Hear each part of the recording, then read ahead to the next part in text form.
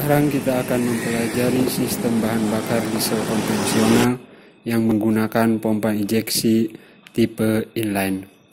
Unit kendaraan yang akan kita pelajari adalah Mitsubishi Fuso Coal Diesel Canter yang menggunakan engine 4D34T 2AT5 dilengkapi dengan turbo intercooler menghasilkan tenaga 110 PS. Komponen-komponennya pada dasarnya sama dengan tipe yang menggunakan pompa injeksi tipe distributor. Nah, ini adalah tank solar. Ya. Dari tank solar, solar akan mengalir ke water separator, ini sebelahnya. Water separator sendiri seperti yang kita ketahui dia berfungsi untuk memisahkan air dari solar. Nah, di bawahnya ada lubang untuk menguras airnya. Nah, solar dari tank kemudian ke water separator itu mengalir karena hisapan dari pipe pump yang terletak pada pompa injeksi. Nah, ini selang-selangnya ya. Nah, setelah dari water separator karena hisapan pipe pump, nah solar mengalir ke saluran inlet daripada pipe pump. Nah, ini di pipe pump itu ada pump handlingnya ya. Nah, ini saluran inlet daripada pipe pump. Nah, ini untuk membuang udara palsu ya. Ada handle. Nah, ini saluran outletnya. Nah, dari saluran outlet, solar terus ditekan oleh pipe pump mengalir ke filter solar atau disebut dengan filter atas. Nah, itu ada tanda panahnya. Solar disaring dari kotoran, kemudian keluar ya.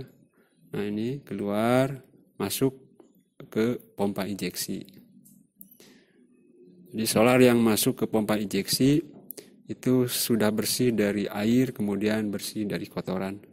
Nah, ini saluran yang masuk ke pompa injeksinya.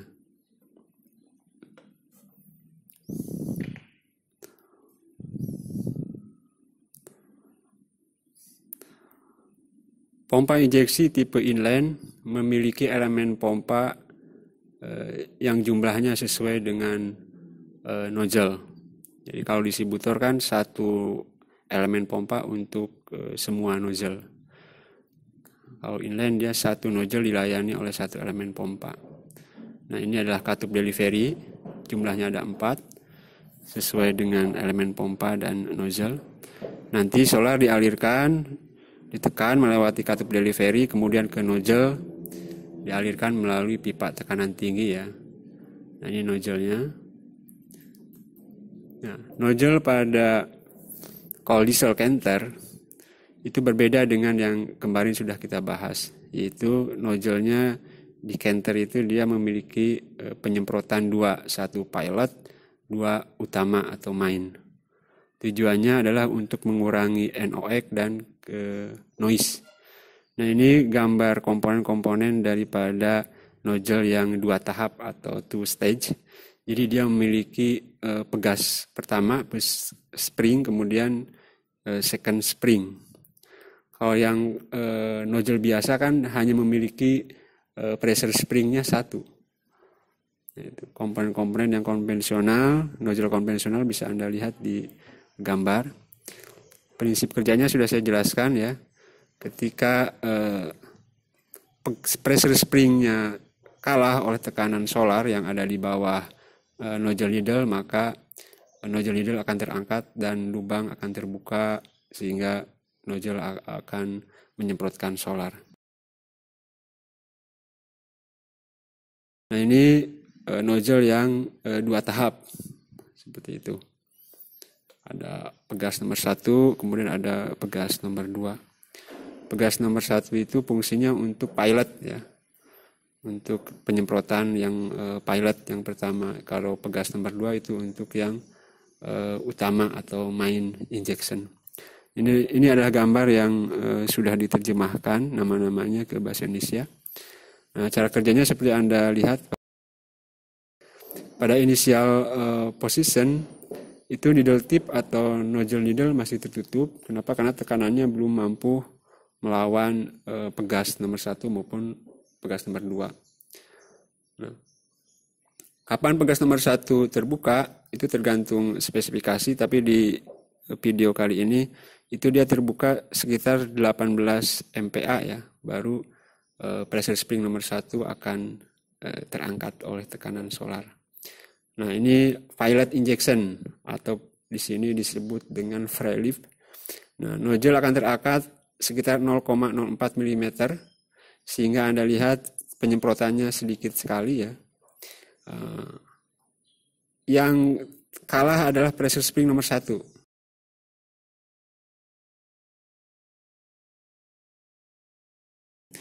Nah, pada maksimum lip, nah baru nozzle akan terangkat dengan tinggi ya 0,25 mm. Pegas nomor 2 akan kalah akibat tekanan solar. Kemudian solar yang menyemprot juga banyak.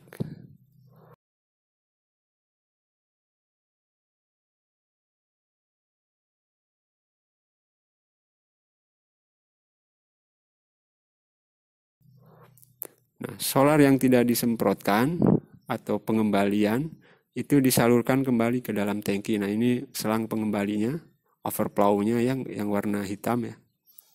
Ini semua keempat nozzle dihubungkan ke selang itu, kemudian disalurkan ke tangki. Nanti disatukan dengan pengembalian solar dari pompa injeksi ketika solar di dalam pompa injeksi melebihi batas. Nah, steel ball-nya nanti akan terangkat oleh solar yang kelebihan di pompa injeksi, kemudian keluar menuju tank.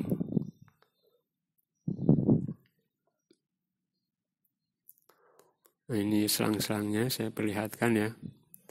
Nah, dia kembali lagi ke dalam tangki solar. Oke, kita kembali ke pit pump. Di pit pump itu ada handle untuk membuang udara palsu.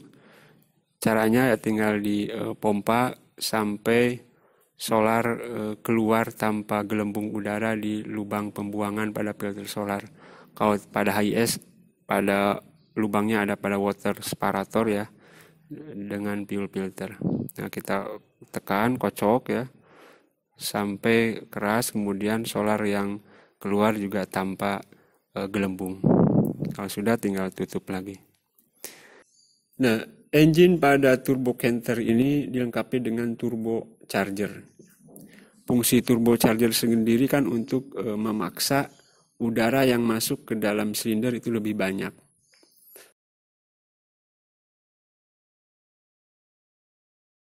Nah, itu saluran intake-nya. Turbo charger dipasang pada saluran exhaust-nya karena dia memanfaatkan aliran gas buang. Nah, ini pertama ada komponennya, ada turbine wheel. Turbine wheel akan berputar akibat aliran gas buang. Nah, nanti gas buangnya ya keluar. Setelah memutarkan turbine wheel, gas buangnya keluar ke muffler, kemudian dibuang ke udara bebas seperti itu. Nah, ini ya knalpotnya.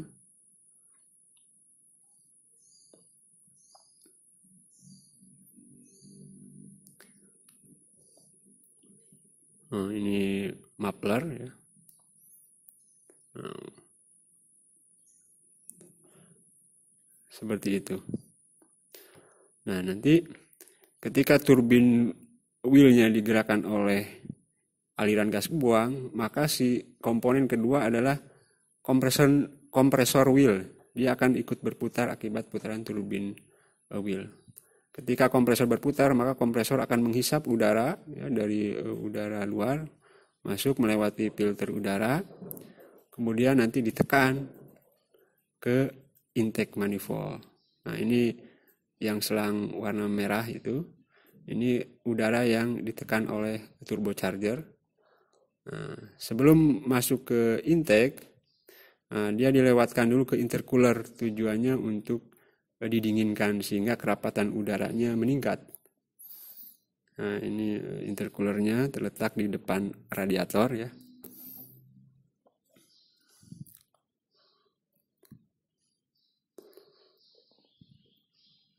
Nah, setelah didinginkan oleh intercooler, barulah udara masuk ke dalam intake manifold. Kemudian nanti ya masuk ke ruang bakar. Kalau kita lihat, pelajari cara kerjanya secara skema seperti ini. Ini turbin wheel ya. Dihubungkan dengan kompresor wheel oleh sebuah poros. Ketika turbin wheel berputar, maka otomatis kompresor wheel juga akan berputar. Turbin wheel digerakkan oleh aliran gas buang, seperti itu. Nah, gas buangnya ya nanti kembali dikeluarkan ke udara, ke knalpot terus ke udara. Kemudian ini ada kompresor wheel, nanti berputar seiring dengan putaran daripada turbin wheel. Kompresor wheel, kemudian ini ada aktuator atau aktuator wastegate ya, untuk membuang sedikit aliran gas buang yang ke turbin wheel, sehingga turbin wheel kecepatannya akan berkurang. Cara kerjanya seperti ini. Nah, aliran udara menggerakkan turbin wheel, kemudian kompresor akan berputar, menghisap udara dari udara bebas, melewati dulu air cleaner, kemudian dialirkan ke intake manifold, seperti itu. Ini keadaan si wastegate-nya belum bekerja atau masih tertutup. Kenapa? Karena bus pressure-nya masih di bawah 0,68. Nah, kalau pada kecepatan tinggi, baru nanti si aliran gas buang yang melewati turbin wheel akan dikurangi ketika mencapai lebih dari 0,68 kgf per cm². Aliran gas buang yang melewati turbin wheel akan dibuang. Tujuannya supaya engine tetap bisa menahan tekanan hasil pembakaran. Nah, ini skema aliran udara pada turbocharger yang menggunakan intercooler. Di dalam turbocharger terdapat komponen yang namanya bearing tipe full floating, maka dia harus dilumasi ya. Dilumasinya oleh oli mesin. Jadi di dalam turbocharger itu ada saluran-saluran untuk oli, kemudian ada pendingin air pada beberapa model. Nah, ini aliran oli untuk melumasi bearing full floating ya. Pada beberapa mobil juga turbocharger didinginkan oleh coolant. Nah, itu dari termostat housing ya. Kemudian keluar ke water pump. Nah, seiring dengan bertambahnya udara yang masuk oleh turbocharger, maka jumlah solar otomatis juga harus ditambah. Penambahan jumlah solar dilakukan ya tentu saja oleh pompa injeksi. Pompa injeksi sama dengan distributor, ada 3 bagian, 1 timer, 2 pump yang tengah, 3 governor untuk mengatur jumlah solar. Kita bahas dulu yang pump ya, atau elemen pompa.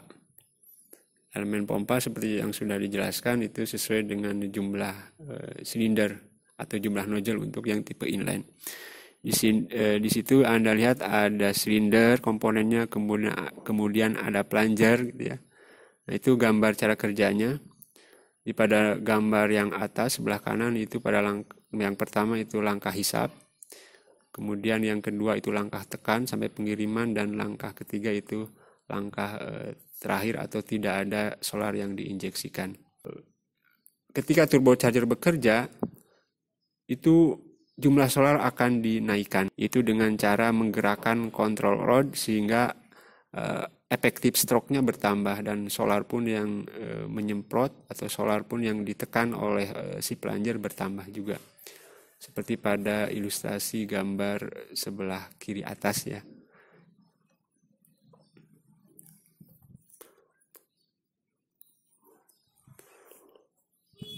Jadi efektif stroke itu langkah terpanjang daripada si plunger.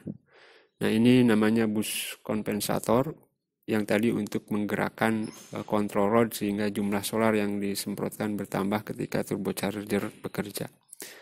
Ini gambar-gambar ilustrasinya bisa Anda lihat. Jadi tujuannya ketika turbocharger bekerja, si controllernya juga bekerja ke arah menambah jumlah solar. Untuk mematikan kendaraan yang menggunakan pompa injeksi tipe inline, yaitu dengan cara menggeser controller sehingga si plunger tidak lagi menekan solar. Mekanismenya ada fuel cut off motor. Nah, itu seperti pada gambar pojok kiri bawah. Itu adalah motornya. Untuk mencapai pada gambar nomor 3 ketika injeksinya berakhir. Nah, ini si levernya. Ini pada posisi on. Dia ke bawah kalau on ya. Kalau off, kunci kontak di off kan, nanti si fuel cut off motor akan menarik kabel sehingga posisinya seperti ini. Nah, ini off. Nah, posisi ini berarti pada gambar nomor 3 solar tidak ada yang ditekan sehingga kendaraan mati. Ini on ya. Nah, ini wiring diagram fuel cut off motor. Nah, seperti yang Anda lihat, ketika kontak A terhubung dengan P1, maka mesin dari hidup jadi mati. Dan ketika kontak A terhubung dengan P2, mesin siap di start atau mesin siap untuk dihidupkan. Itu kontak A itu dan P1 itu terletak di fuel cut off motor atau Isuzu bilangnya engine stop motor.